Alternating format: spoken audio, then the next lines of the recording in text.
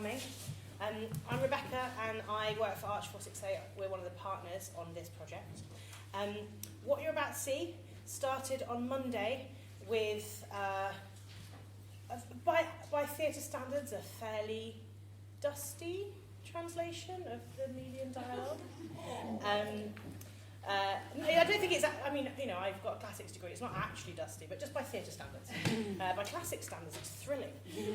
So we've had a week we've spent a week playing around with the ideas in the dialogue, with the text in the dialogue, with some of the things that we think the dialogue might mean and the impacts it might have now. This show has been made in actuality in 2 days. These guys have been fabulous. Like, I think you're just going to be really impressed with them. They're so brilliant. There's going to be scripts in hand. That's how it's supposed to be. We're still figuring this out. It's part of an ongoing investigation, and there is a second part to this project later in the year. The show lasts about 40 minutes-ish. Then there'll be a quick wee break, and we'll put some chairs on the stage, and then come back and we'll have a quick panel discussion and a chance to ask any questions that you're interested in finding out the answers to. If you could all do your faffing now, take your coats off, unwrap your sweets, cough. I'm going to be coughing. All of the faffing that happens now, brilliant. Please make sure your phones are turned off. Just because, if you could turn them off, not onto silent, just because it makes these things buzz, that would be really great. Brilliant.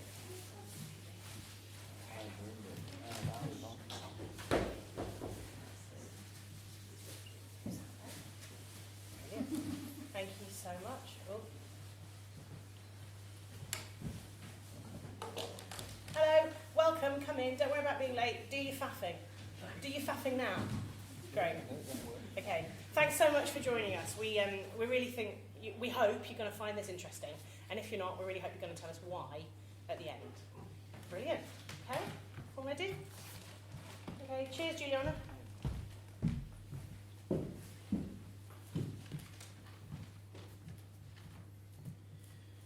Since the negotiations are not to go on before the people, in order that we may not be able to speak straight on without interruption, and deceive the ears of the multitude by seductive arguments which would pass without refutation, for we know that this is the meaning of our being brought before the few, what if you who sit there were to pursue a method more cautious still, make no set speech yourselves, but take us up at whatever you do not like, and settle that before going any further.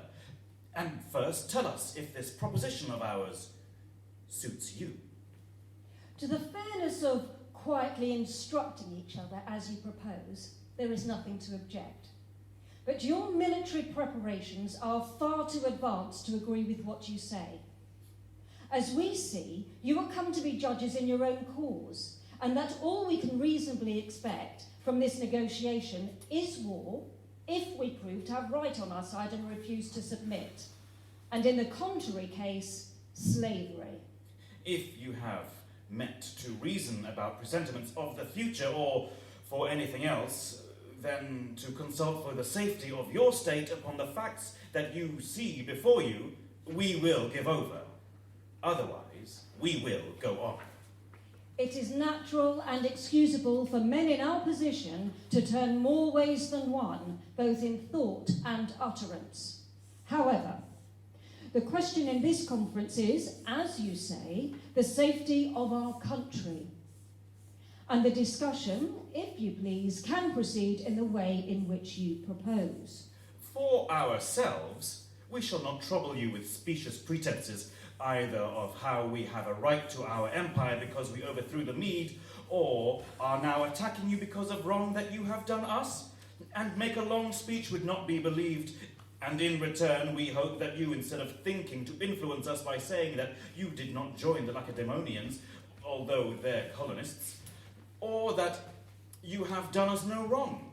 We aim at what is feasible, holding in the view that the real sentiments of us both, since you know as well as we do that right, as the world goes, is only in question between equals in power. While the strong do what they can, the weak suffer what they must.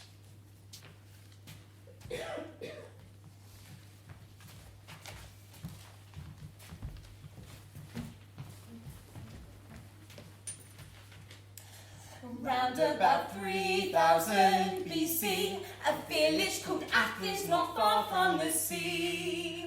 All in those tyrants who pissed people off, then came democracy.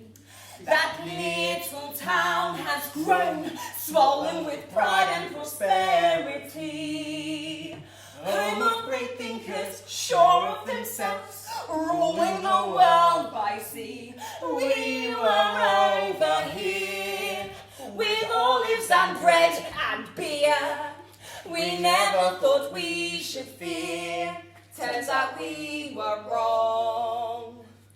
Que sera, sera, whatever will be, will be. The future's not ours to see. Que sera, sera.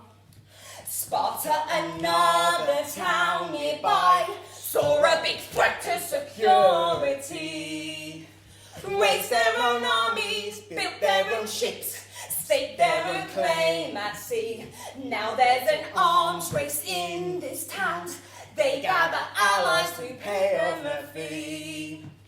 If you don't pay them, you're not a friend, you're just an enemy. We were over here, we're neutral, let's get that clear. We're in our own separate sphere, turns out we were wrong. Que sera, sera. Everybody come on. Whatever will be, will be. I can't hear you. The future's not ours to see. Que sera, sera. Are you listening to me? Are you listening to me? Amritsar massacre. 1,526 dead. Black War, 1,000 dead. Stop doing what you're doing and listen to me. All of you are... Sorry, I didn't mean to... I've had a couple of drinks. Black South African concentration camps. 14,154 dead. Bogside massacre, 14 dead. You've got a nice face. Bengal famine, 2.5 million. You remind me of someone. You're, someone I used to know. Oh, I was there. 20 years ago, today. Do you believe me? You don't believe me? I was, and the things I could tell you. Do you want me to tell you? First Opium War, 20,000. Oh, don't worry about it. Second Opium War, Everyone 30,000. tells it like it is. You don't want to hear that. All of you are the same. Madonna massacre, 22. It didn't used to be a national day of shame. People used to buy me drinks.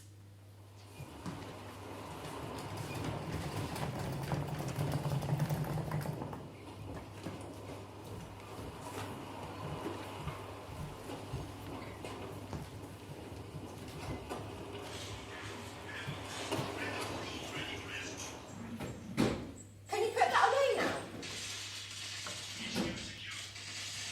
Did you hear me? What? Can you put that away now, Let me please? just... I said Fascist. now.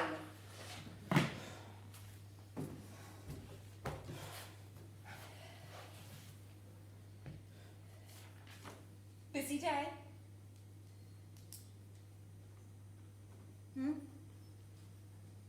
Busy day. What's that? That's just something the Athenians have sent over. More potatoes? Oh, what's that? Steak and kidney pie. Oh, no thanks. I've been practicing my pastry. Oh, have you? Could you put my suit out for me tonight? I'm going to be off in the morning before you get up. Wait, what? Well, you said you'd drive me to the doctor's tomorrow. Oh, shit. I forgot. Look, this just came up. I'm really sorry. Could you get an Uber or something? Are you fucking kidding me? What's so important to make you forget about me again? I really can't talk about it at dinner. I'm not a baby, you know. You can't talk about it, but it's important enough to abandon your family for. Actually, yes, it is. Well, what is this thing that you're reading? It appears to be a document from the Athenians demanding our full and complete surrender. What? Full and complete surrender pending our formal absorption into the empire. Oh. Well, quite. Or what? What? I'm sorry? Well, complete surrender, or what? Well, they don't offer a choice. So what are you going to do? Well, ideally, I'm going to read this in peace so that I can make a plan for that. I've got talks in the morning. So, what, war? Are we going to war? Well, we prefer not to use that term. What else am I supposed to call it? An intervention. We need to intervene in the Athenians' expansionist agenda, probably. So are we going to intervene? It's possible, yes. Oh, you're so fucking calm. So what about us? Are you just going to send us to die? I've seen those people on boats. There's no need to be hysterical. Hysterical? Fuck you. I've seen enough war to last one lifetime. What's your plan for us? Well, to be honest, I haven't got that far. Haven't got that far? Well, are you even thinking about your family? Well, no. That's not my priority right now. Surrender. What? Surrender. If that's the way to avoid a war, surrender. Don't be ridiculous. Don't you dare belittle me, you arrogant asshole. Oh, wow, that's elegant, darling. Great use of rhetoric. Oh, fuck you! Look, if I surrender, then that's it, for us. Do you think that this life just happens? If I surrender, then it's over. No more power, no more money, no more of your fancy parties. I don't care. Oh, really? Because you were happy to spend £500,000 on your birthday party last year. Don't you put that on me. If you don't surrender, then thousands of people will die. Well, they'll hate you for it, or they'll fucking kill you. Well, not if they never know I had a choice. You just let them die. Sometimes you have to do what you have to do. And what about the people who don't have a choice? Yes. I asked you to put that away. Give it back! Everyone else is allowed. Come and give it Well, back. you're not everyone else, and I will not take it from you as well. I hate you! You fascist, you bully! I hate you!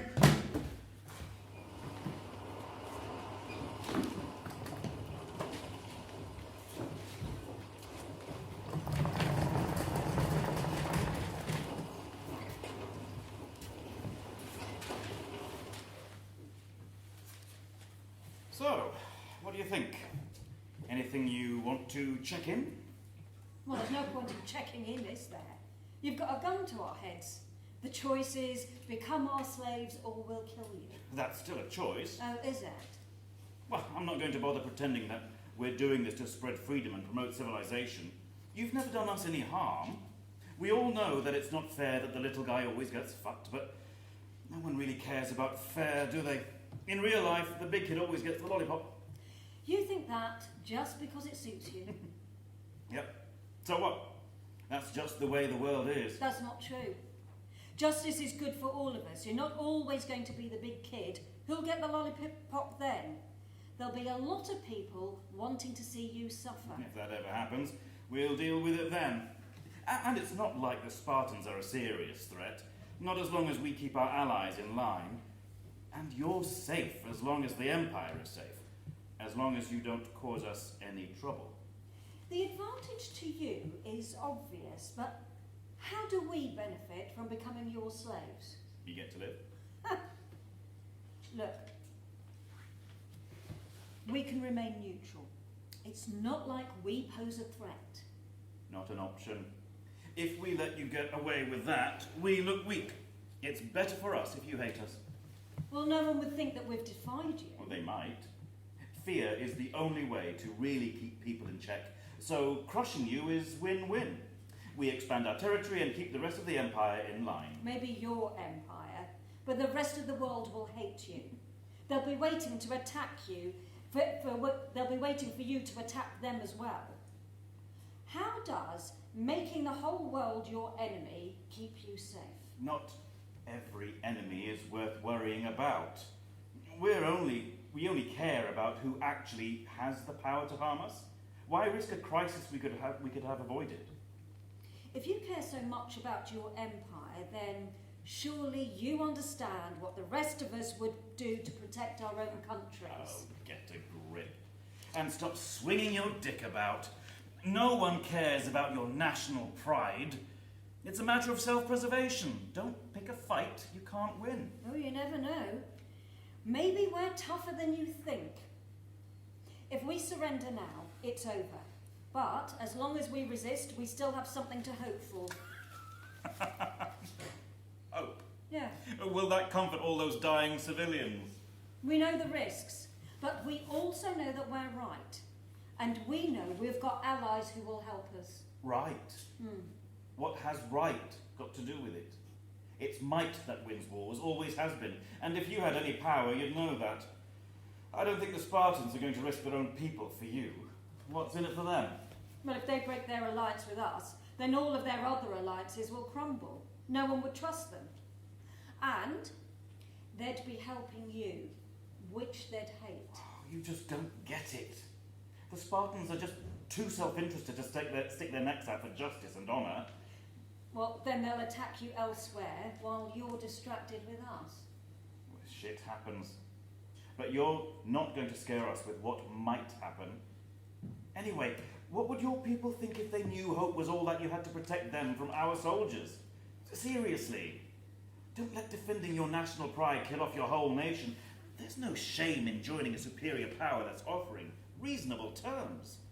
You've got to know when to pick your battles. You only have one homeland. We are not going to sign away our freedom and sovereignty as long as there's any hope. Now please, for the last time, let us remain neutral. You must be the only people on Earth who can't see the mess you're in. Don't risk everything on a single roll of the dice. You're going to lose.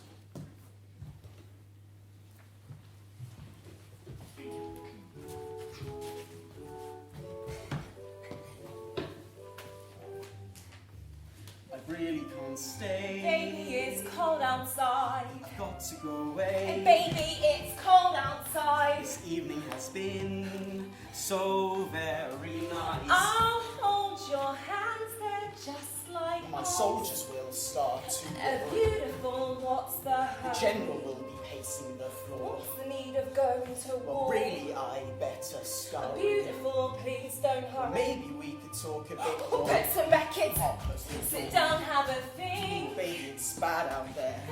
Relax, have a drink. Maybe we could win out there. Oh, I wish I knew how to break the spell. I'll keep you safe, the kids as You well. ought to say no, no, no, And sir. getting At least I'm closer. gonna say that I tried. What happened to You pride? really can't stay. Baby, it's cold outside.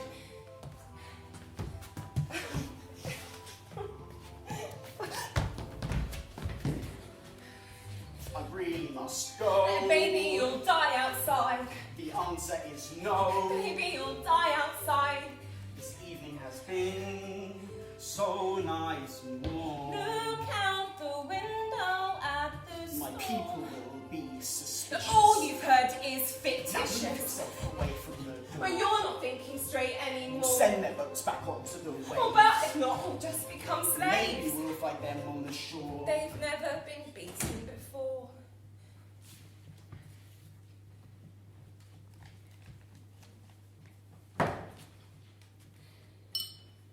Croke Park Massacre, 23. Batankali Massacre, 24. Kissakwani Massacre, 250. Boer concentration camps, 27,927. Do you think you're better than me? Do you? I bet you speak French. Or German. Mau Mau uprising, 20,000. What's wrong with our language? What's wrong with being from here? If you can't be proud of your country, then you shouldn't be here. Do you know what we've done? All through history. Bridges, Expedition to Tibet, 3,700. roads, Waterloo Creek Massacre, 300. you know, Easter Rising, 342. helping people Great when famine. their kids are 1 starving. million. Medicine. People would have died without us. Well, no one talks about that anymore, do they? Listen, if someone is starving, they don't even have a proper house, you can't just walk away. You can't just leave them to live like some kind of a, Arab Revolt, 5,000. well, an animal. I bet you would. I bet you would walk away. Wouldn't want to get your hands dirty. Sorry, I was joking. I like you. You're all right.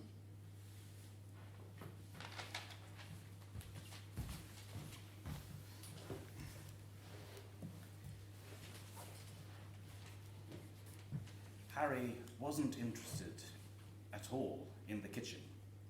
He listened carefully to Hayley talking about the benefits of the different worktops they could have. He tried to anticipate which one she wanted so that he could be enthusiastic about it. When they'd made a decision, he told her that he needed to go away for work. It was a great opportunity. She agreed. It was a great opportunity. Harry had a moment where he wanted her to demand that he stay and that he would miss their anniversary, and that wasn't acceptable. But she didn't. Harry and Hayley were very supportive of each other, their jobs and what they needed to do. They were a great partnership, everyone said. On the way to the port, Harry opened the file labelled Handover Notes. It was empty. Harry wondered if it was some sort of a joke. He sent Angela an email to check. After he sent the email, he reread it 3 times because he was worried he hadn't got the tone right. Maybe it was a joke. He didn't want to seem uptight. Angela replied saying there were no handover notes. Harry reread a book on how to use body language in conflict situations. He made some notes on his phone and was pleased that he used the time constructively. The journey was not eventful. It was colder than Harry had expected, and he was pleased that he brought his coat with the detachable fleece inside. The outer waterproof layer kept him dry from passing rain showers. The coat had been a good purchase. It had been reduced to more than half price when an outdoor pursuits shop near the office closed. Harry realised he had not brought a plug adapter. He'd assumed they'd be the same in Melos, but maybe they wouldn't be. For a moment, Harry felt underprepared. As he walked ashore, he enjoyed the weight of the 3 negotiation procedural manuals in his bag. The first day of negotiations went well. The Melians sent a team of 3. One was tall and slim, one looked like he played rugby, and one had a beard. Harry made sure to spend more time listening than speaking. He found common ground with the Melians around the films of Sergio Leone and hiking. One of the Melians complimented Harry on his jacket. At lunch, Harry moved the furniture so it felt less confrontational. Mid-afternoon, Harry suggested they take a short walk together to benefit from the fresh air and the psychological effects of a shared direction of travel. In the evening, Harry accepted an invitation to accompany the Melians to a traditional restaurant where, as guest of honour, he was served the eyes and rectum of the goat that had been roasted. Harry woke early and wrote an email to Hayley. He told her that he missed her, and he was sorry that he was missing their anniversary, and that he'd like them to start prioritising each other more, even over their jobs sometimes.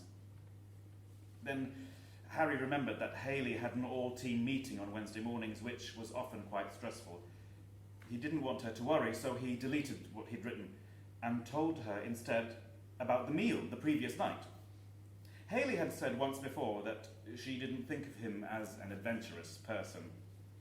He didn't want her to think of him as not an adventurous person, so he didn't tell her that he'd spent much of the night vomiting because he didn't think that that would aid the impression he wanted to give.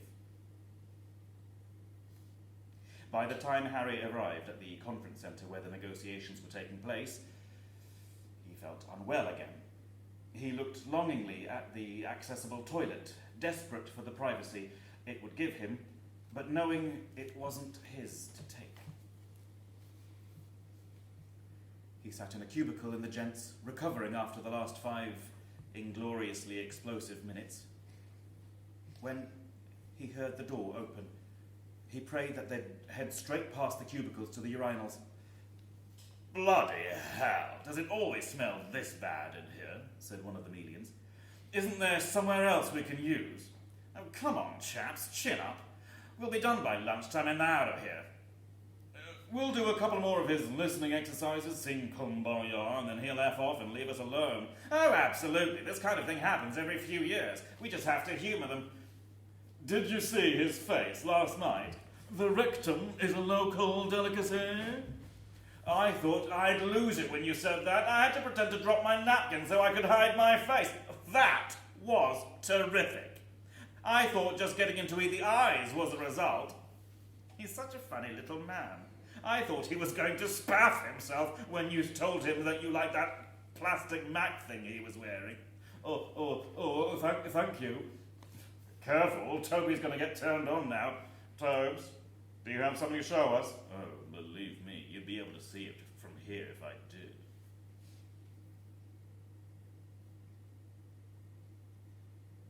The door shut behind them as they left the gents.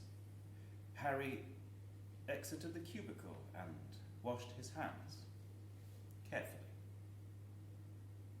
Just before lunchtime, the Melians started shouting. Harry looked at the floor. There was a carpet tile by the radiator which had been replaced so that the faint pattern ran crossways to the other tiles. Harry wondered if anyone else had noticed the misaligned pattern. When the Melians stopped shouting, Harry looked up and continued where he'd left off. At lunchtime, Harry consulted the negotiation manuals 2 and 3. These negotiations were atypical. The Melians insisted in talking in hypotheticals. They seemed totally unwilling to accept the situation as it actually was. He wondered if it was a negotiation tactic, or perhaps they hadn't fully grasped the severity of the situation.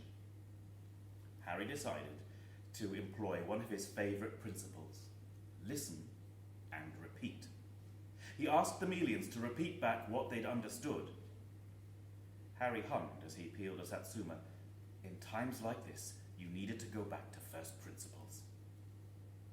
The Melians were late back from lunch.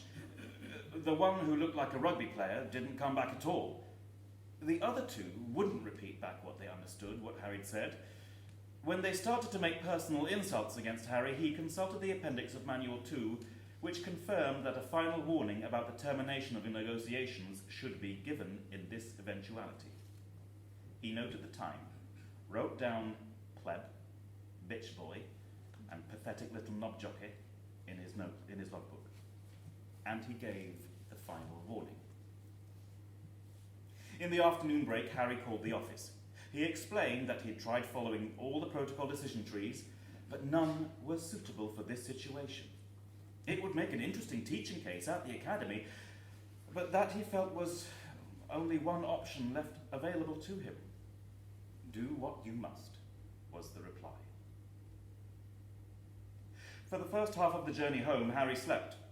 During the second half of the journey, he discovered a magazine in his bag that he had used to rest on when he was signing the 3 copies of the Declaration of Enslavement.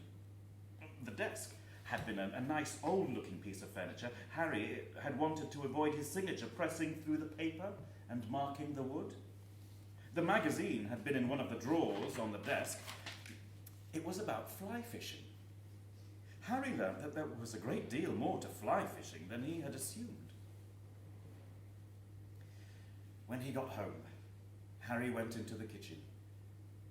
He took out his phone and looked at the picture that he had taken before he left. He compared the image with what was in front of him.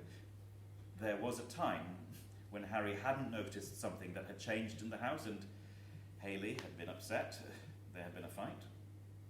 Now Harry always remembered to take a photo before he left so that he would know what to remark on. He heard the front door open and Haley's footsteps in the hall. "I love the cupboard doors," said Harry.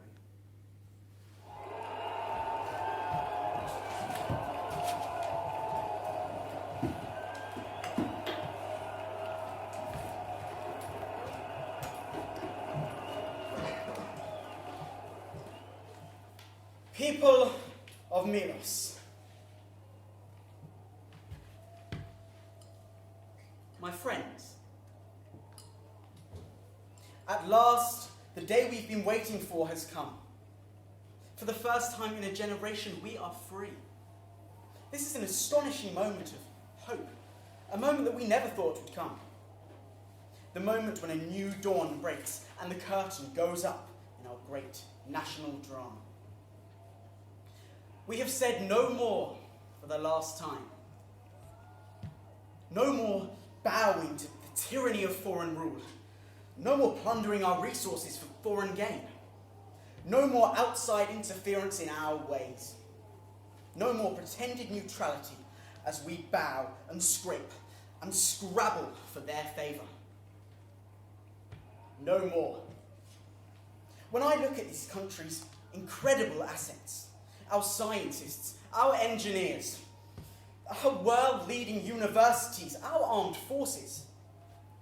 When I look at the potential of this country waiting to be unleashed, I know we can turn this opportunity into a stunning success. We will rediscover muscles that we haven't used for decades. The power of independent thought and action. We have fought against the multinationals. We have fought against big merchant banks. We have fought against big politics. We have fought against lies, corruption, and deceit. Today, honesty, decency, and national pride has won at last. Today, the war begins. And whatever the bumps in the road ahead, I know that we will succeed. The future of our nation is at stake. I will don khaki, pick up my rifle and head to the front line and take back control of what our nation is at stake. I will fight side by side with you. I am a man of the people, and the people will be heard. Vox populi, vox Dei. This is not the end. It is the beginning. The moment of real national renewal and change. It is the dawn of a new era. A golden dawn. I bet you've been to all sorts of places. Canada, Thailand, on safari. Well, I've been places. Ghana, the Raj, Melos, Iraq. I wasn't always a sad old git sitting in a pub. Are you laughing at me? Don't laugh at me. You can laugh at me, I'm a fucking joke. Operation Countenance, 1,000. Malayan Emergency, 13,000. Shanghai Massacre, 200. Gippsland Massacre, 450. Cyprus Emergency, 90. I used to be... You wouldn't have picked a fight with me. Well, not you, you're... You might have wanted me to ask you out. And I might have done. You're pretty. And I'm younger than you think. I've had a hard life. There's other things that I could have done, which would have been easier. Working in a pub. But it's about facing up to your responsibility. That's what people like you don't understand. Or you talk about it. Irish War of Independence, 1,300. And you don't have to do it, do you? You wouldn't even know where to start.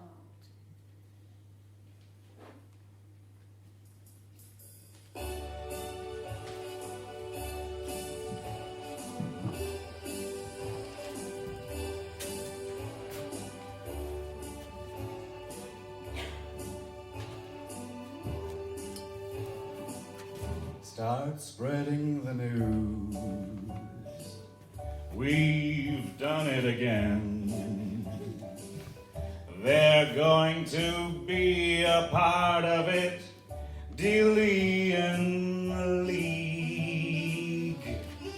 Those ignorant Spartans are going to learn. They're so far from the heart of it. Delian League.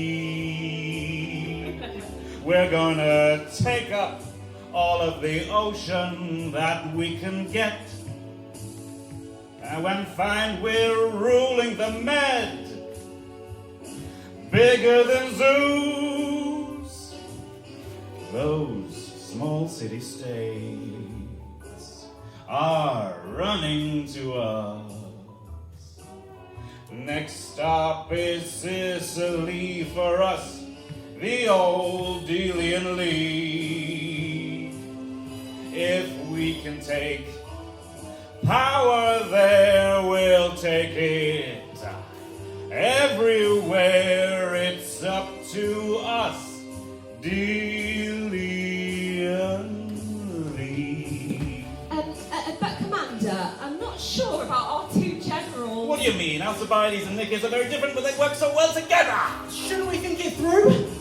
You know, it might be a little harder than we think. Delian League.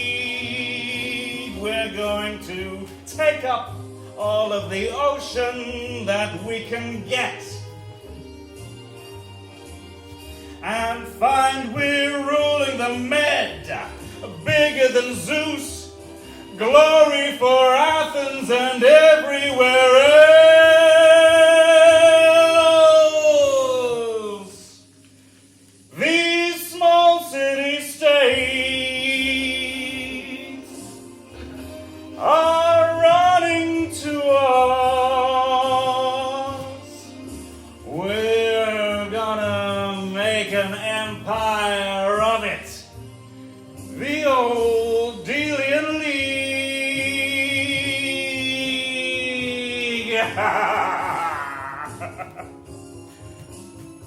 If we can take power there, we'll take it. Everywhere it's up to us, Delian League.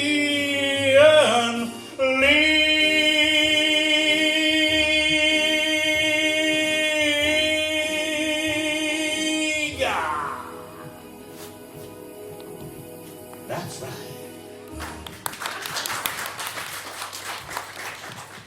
You're all right. Well, I like you. Have you ever broken the law? You can tell me, come on. I haven't. You didn't think I'd say that, did you? Shit things happen to good people. You want to remember that. Not people like you, though. Someone always gives a fuck about you. You know where to be and what to say to make sure that they do. Good girl. Oh. Egyptian Revolution, 800. Indian Rebellion, 800,000. Cyprus Emergency, 90. Chilembwe Uprising, 96. Uva Wallasa Massacre, unknown. It wasn't always violent, for the most part. And they were grateful. You don't believe me? They were in the streets cheering. Girls with flowers in their hair. They wouldn't even have been allowed out on the streets before. You think about that. They wanted us there. It was better than what they had before. Would you want to live in a mud hut? Would you? Well then. I'm a fucking embarrassment now, aren't I? To you? To people like you? But you, your money, your education, you went to university, didn't you? Or where'd you get all that from? You're not better than me. Oh, you think you are. Well, I'm proud of what I've done. I don't care what you think. No one asks me how I feel. No one asks about me.